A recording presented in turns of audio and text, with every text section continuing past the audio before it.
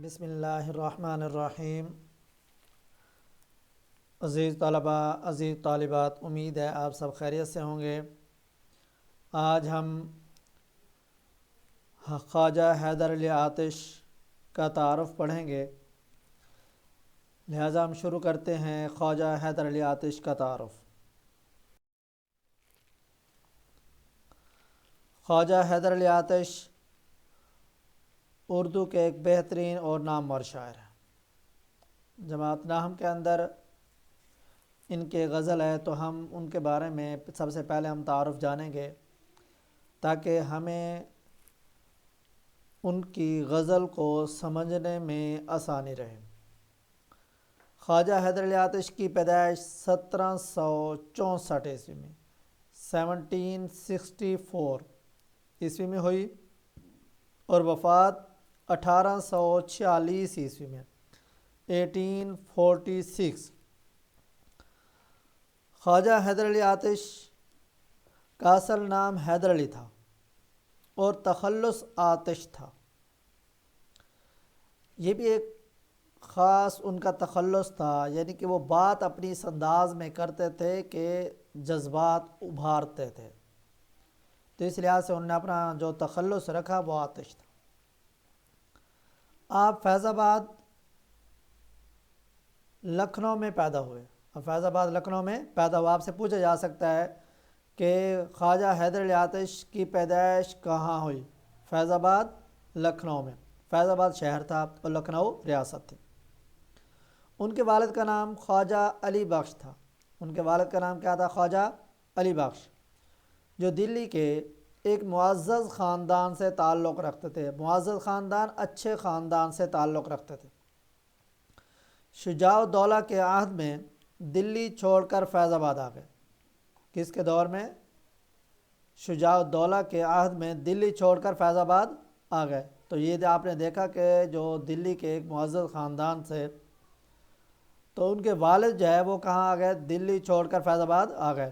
ابھی آتش صغیر سن تھے۔ صغیر سن کا مطلب کیا ہے؟ چھوٹی عمر کے تھے، بچے تھے کہ والد وفات پا گئے، اس لیے ان کی تعلیم و تربیت بہتر طریقے سے نہ ہو سکی۔ والد کا بہت اہم کردار ہوتا ہے بچوں کی تربیت میں۔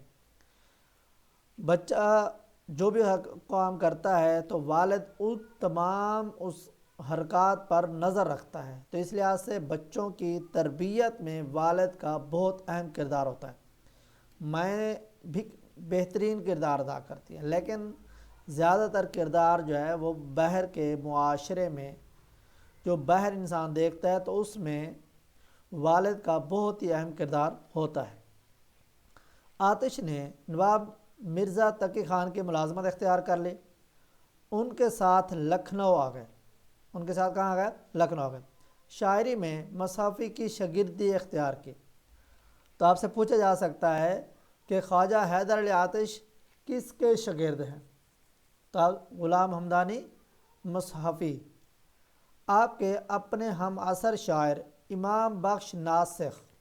امام بخش ناسخ یہ بھی لکھنؤ کے ایک بہترین نامور شاعر ہیں جو ان کے ہم عصر تھے۔ ہم عصر کا معنی مراد کیا ہے؟ ایک ہی زمانہ میں، ایک ہی وقت میں دونوں اکٹھے جو ہے وہ مشاعرے پڑھا کرتے تھے۔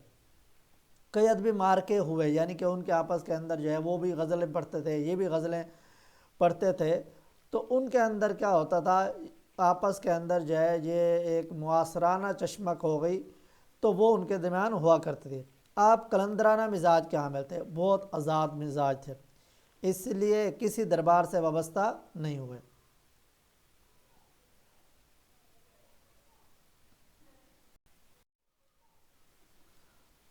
آتش غزل گو شاعر تھے۔ آتش کون تھے؟ غزل گو۔ ان کی وجہ شہرت کیا تھی؟ غزل گوئی۔ ان کی غزلوں میں تغزل کی بیشتر خوبیاں پائی جاتی ہیں۔ تغزل یعنی کہ غزل کے جو موضوعات تھے، عشق، محبت، حسن، خوبصورتی، یہ تمام کی تمام چیزیں ان کی غزلوں کے اندر پائی جاتی تھیں۔ وہ بھی اپنے زمانے کے دیگر شعراء کی طرح شاعری کو شاعرانہ صنائی، مرصع کاری اور الفاظ کی نگینہ کاری کہتے، یعنی کہ یہ ایک فن تھا۔ الفاظ کو کیسے جوڑنا ہے، کیسے لگانا ہے، کون سا لفظ کہاں پہ بہترین اور اچھا لگے گا تو یہ صناع تیار کرنے والے بنانے والے تو یہ وہ تھے۔ تو ہم آتش کا عامیانہ اور سوقیانہ پن دکھائی نہیں، عامیانہ یعنی عام شعر ایسے نہیں ہوتے تھے کہ جو ایک عام لوکل قسم کے لوگ جو ہے وہ شعر کہہ دیتے، سوقیانہ بازاری لوگ جو ہے وہ شعر کہتے تھے، چونکہ لکھنؤ کی جو معاشرت تھی، جو لکھنؤ کی جو تہذیب تھی وہ خوشحالی تھی اور اس کے اندر زیادہ تر عشق و محبت کی باتیں ہوتی تھی۔ لیکن خواجہ حیدر علی آتش جو ہے ان کی شاعری میں یہ ایک بہت عمدہ یعنی کہ ان کے سمجھ لیں کہ خوبصورتی تھی یا ان کا عمدہ ایک کلام تھا جس کے اندر سوقیانہ بازاری الفاظ جو ہے وہ نظر نہیں آتے تھے، جو اس وقت کے لکھنوی شعراء کے کلام میں جا بجا نظر آتا ہے۔ آتش کے کلام میں فقر و غنا، فقر غربت، غنا مالداری، دولت مندی، توکل اللہ پر بھروسہ کرنا، تصوف اللہ والی باتیں، نیک لوگوں کی باتیں، دنیا کی بے ثباتی، دنیا کے اندر انسان ہمیشہ نہیں رہنا، اس طرح کے یہ موضوعات، قناعت پسندی، تھوڑی چیز پر اکتفا کرنا، درویشانہ رنگ، عاجزی، انکساری والے اخلاقی مضامین بکثرت دکھائی دیتے، یعنی کہ یہ سارے کے سارے مضامین جو تھے وہ ان کی شاعری میں نظر آتے تھے۔ ان کی غزلوں میں تغزل، رجائیت، سادگی و سلاست، نادر تشبیہات، استعارات، نادر یعنی بہت کم ایسی تشبیہات جو بہت کم پائی جاتی ہیں، عمدہ ثنائے بدائے، رندانہ موضوعات، جرت بہادری کے موضوعات جو ہے ان کی شاعری کے اہم موضوعات تھے اور آتش بیانی کی خصوصیات پائی جاتی ہیں۔ آتش کی تصانیف میں ان کا کلیات ہی اہم ہے۔ کلیات وہ مجموعہ ہوتا ہے جس میں شاعر کی پوری جو شاعری ہوتی ہے وہ ایک جگہ پہ مدون کر دی جاتی ہے، جمع کر دی جاتی ہے، اسے کلیات کہتے ہیں، جس میں ان کا وہ سارا کلام شامل ہے جو مختلف اصناف سخن کی صورت میں موجود ہے، یعنی کہ تمام کی تمام صورتیں جو تھیں وہ وہاں پر کیا تھی، موجود تھی۔ تو امید ہے آپ کو یہ ہماری معلومات اچھی لگی ہوں گی۔